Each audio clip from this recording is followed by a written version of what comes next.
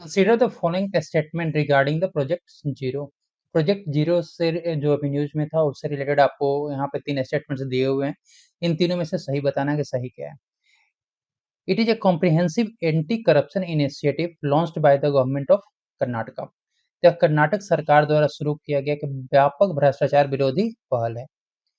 Second statement, the project aims to eliminate bribery and streamline complaint handling through the Vigilance and Anti-Corruption Bureau।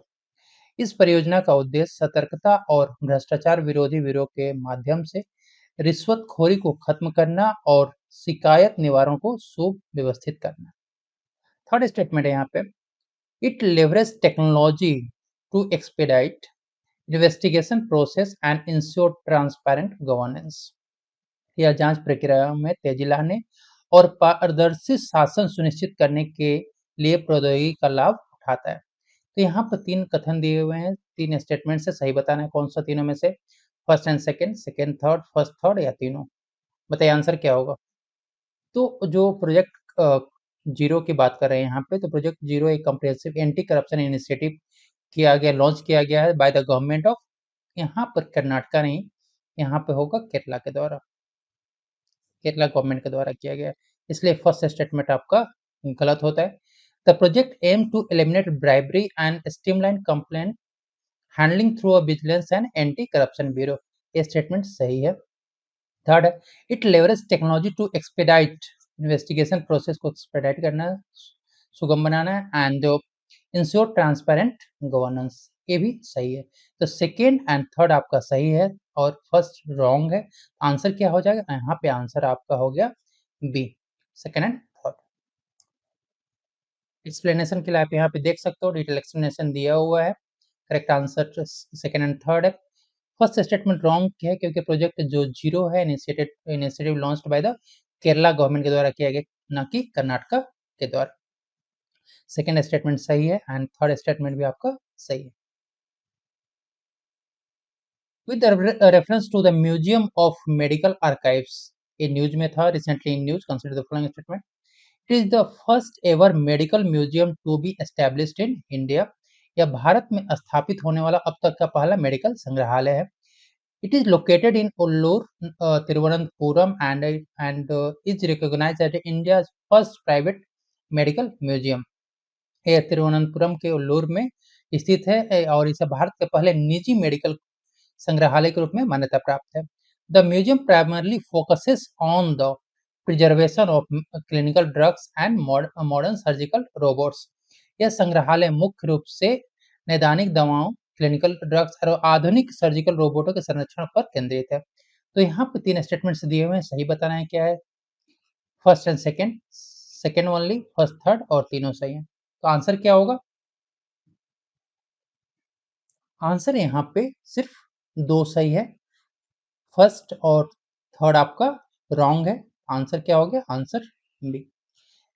Detail explanation देखते हैं यहाँ पे।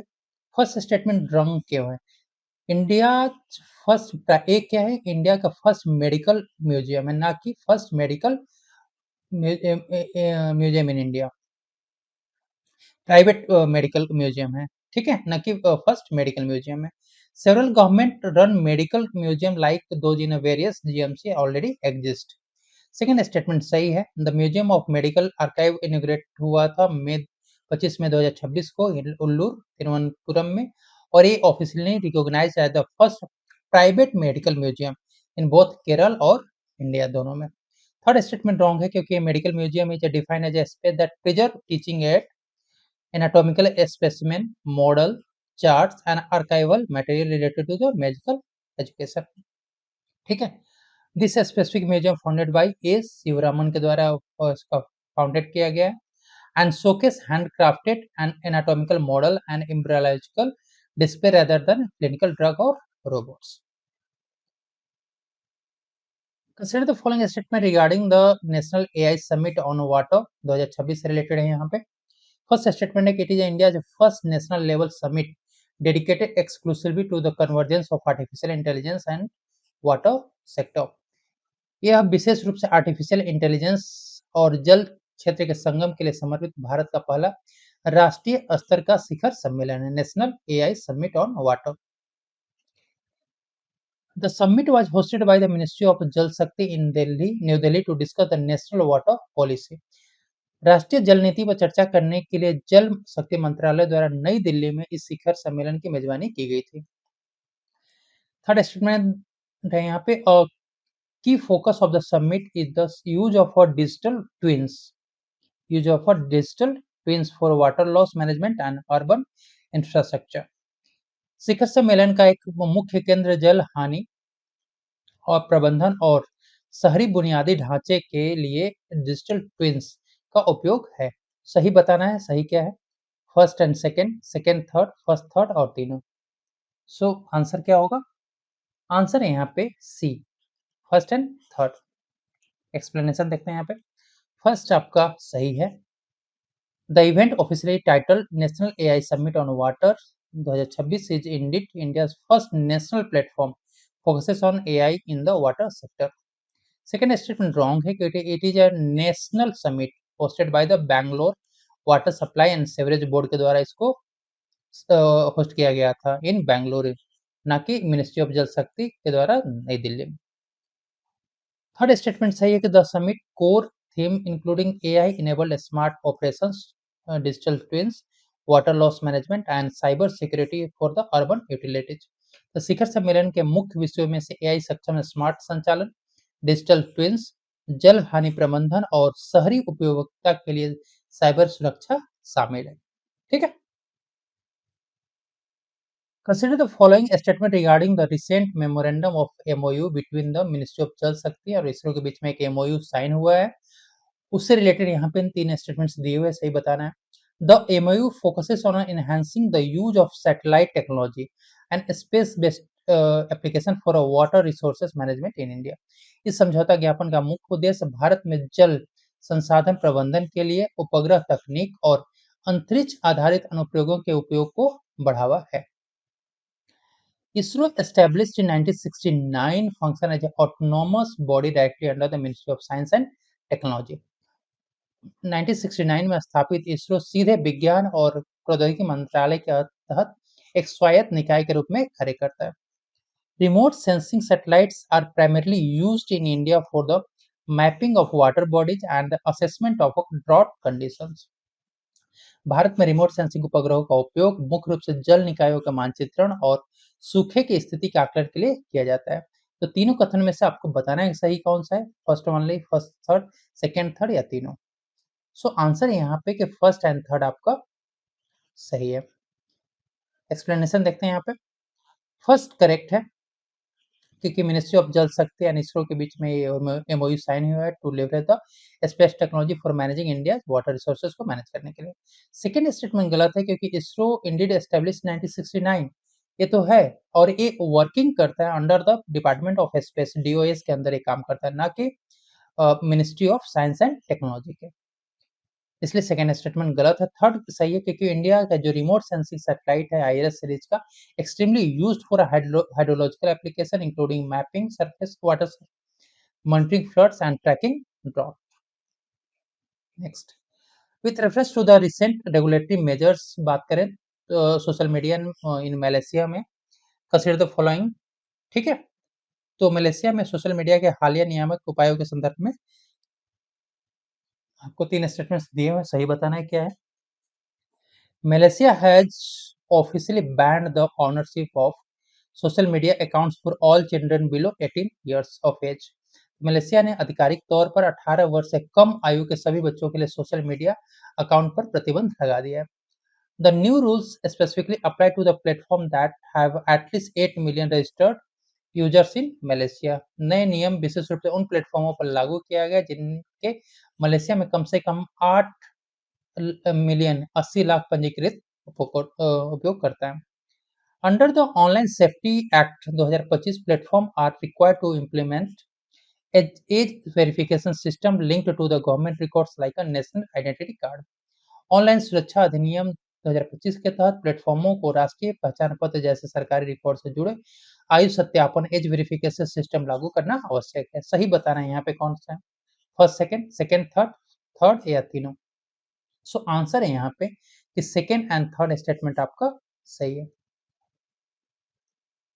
First wrong है, क्यों wrong है? क्योंकि जो बैन अप्लाई हुआ है children below the age of 16 years, 16 साल के कम बच्चों के हुआ है, ना कि 18 साल। जबकि the age of majority in India, sorry, Malaysia is 18। This specific regulation target those under 16, जो 16 वर्ष से कम आयु के बच्चे हैं उनको लक्षित किया गया। सेकंड स्टेटमेंट सही है। द मेजर्स स्पेसिफिकली में target major platforms and meet the threshold at least 8 million users in Malaysia such as Facebook, Instagram, TikTok and YouTube. Third statement भी आपका सही। नेक्स्ट है कि with the reference to the BrahMos missile से related है यहाँ पे स्टेटमेंट। जो India's recent defence export consider the following statement. BrahMos missile प्रणाली और भारत के हालिया रक्षा निर्यात के संदर्भ में से निम्नलिखित कथनों पर विचार कीजिए। BrahMos is supersonic cruise missile jointly developed by India and Russia के द्वारा इसको डेवलप किया गया। The Philippines became the first foreign buyer of the BrahMos missile system in January 2022 में। फिलीपींस फर्स्ट विदेशी खरीदार बना है था। India has signed a formal deal to supply BrahMos missile system to Vietnam, valued at approximately 629 million US dollar. तो भारत ने Vietnam को BrahMos missile प्रणाली की आपूर्ति के लिए एक औपचारिक समझौते पर हस्ताक्षर किए। इसका मूल्य लगभग 629 मिलियन अमेरिकन डॉलर है। The name Brahmos is derived from the name of the Brahmaputra and Moskova rivers. तो ब्रह्मोस जो नाम पड़ा है ब्रह्मपुत्र और फिर उसमें मॉस्कोवा नदी के नाम से लिया गया। सही बताना है। First second third fourth, first third fourth, और चारों के चारों स्टेटमेंट सही हैं। सो यहाँ पर आपके डी आंसर है, चारों के चारों स्टेटमेंट्स आपके सही हैं।